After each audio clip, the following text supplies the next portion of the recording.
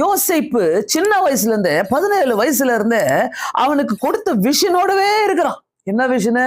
ஆண்டவர் என்னை இப்படித்தான் என்ன உயர்த்த போறாரு, ஆண்டவர் என்னை இப்படித்தான் வைக்க போறாரு, என்னை இப்படித்தான் நடத்த போறாரு, எனக்கு முன்னாடி இவங்கெல்லாம் தலை வணங்க போறாங்க.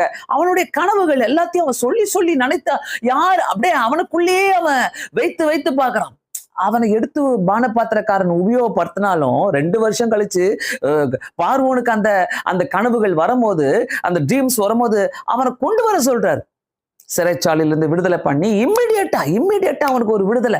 அவனை சவரன் கட்டி அவனை சவரன் செய்து அவனுக்கு புதிய வஸ்திரங்களை போட்டு, அப்புறம் அந்த 38வது வசனத்துல நான் பார்க்கிறேன், 41வது அதிகாரம், தேவ ஆவியை பெற்ற இந்த மனுஷனை போல வேற ஒரு மனுஷன் உண்டோ? வேற ஒருத்தரும் கிடையாது. ஏன்னா கர்த்தர் யோசேப்போடு இருந்தார். ஆமென். 39வது அதிகாரத்துல 21வது வசனத்துல பார்த்தோம், கர்த்தரோ யோசேப்போடு இருந்து அவன் மேல் கிருபை வைத்து சிறைச்சாலை தலைவனுடைய தயவு அவனுக்கு கிடைக்கும்படி செய்தார். எந்த கர்த்தருடைய கிருபை, கர்த்தர் நம்மளை விடலைனாக்கா கர்த்தருடைய கிருபை கிடைக்கும்படி நமக்காக மனுஷர்களை உருவாக்குவார். ஆமென். நமக்காக மனுஷர்களை உருவாக்குவார். ஆண்டவர் எப்படி பாருங்க, அந்த பானபாத்திரன் கண்களில தயவு கிடைத்து அவனுடைய கிருபை கிடைக்கும்படி செய்தார். பிரியமானவர்களே, அதனால்தான் பார்வோன் கிட்ட போய் அவன் செய்யும் போது, பார்வோன் கிட்ட போய் எல்லாத்தையும் சொல்லும் போது, உன்னை போல வேற ஒரு மனுஷனே கிடையாது. உடனே அரண்மனைக்கு அவரை அதிகாரியாக மாத்துறாரு, அதிபதியாக மாத்துறாரு. உடனே அவன் பெரிய அதிகாரியாக மாறுகிறான். பிரியமானவர்களே, அவனுக்குள்ள இருந்த விஷன், கர்த்தர் அவனை தேர்ந்தெடுத்த போது, குழியில போட்ட போதும் அவனுடைய கனவுகளை அவன் விட்டு கொடுக்கவில்லை.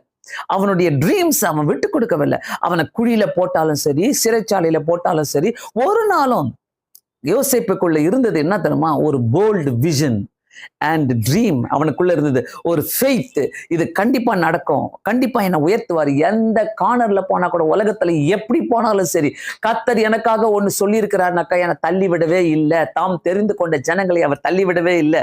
சோ இதை யோசேப்பை பார்க்கும் போது இப்படிப்பட்ட ஒரு நல்ல ஒரு காரியத்தை நான் ரொம்ப பாராட்டி எனக்குள்ளாக நான் எழுத்து கொடுக்கிறேன். ஏன்னா நமக்கு தேவை இந்த உலகத்துல வாழ்வதற்கு ஒரு போல்டு விஷன், ஒரு போல்டு ஃபெய்த் அண்ட் விஷன் நமக்கு தேவை. அந்த ஒரு விஷன், நம்ம பார்வையே, ஆண்டவரே என் பார்வைய நான் கடிவாளம் போட்டு நான் ஸ்ட்ரெயிட் ஆக்கிக்கிறேன், எனக்கு நீங்க என்ன கொடுத்துருக்கிறீங்களோ, என்ன நீங்க சொன்னீங்களோ அதை தான் நான் பார்த்துக்கிட்டே போவேன். அந்த பார்க்கிறவங்க எல்லாம் உயர்ந்துகிட்டே போவாங்க. அதுதான் சீக்கிரட்டு. அந்த விஷனோடு இருக்கிறவங்க, ஆண்டவருக்கு ஒரு ட்ரீமோடு இருக்கிறவங்க, ஒரு ஆசையோடு இருக்கிறவங்க, அதுக்காக ஜெபிக்கிறவங்க, கண்டிப்பாக ஆண்டவர் தள்ளிவிடவே மாட்டார்.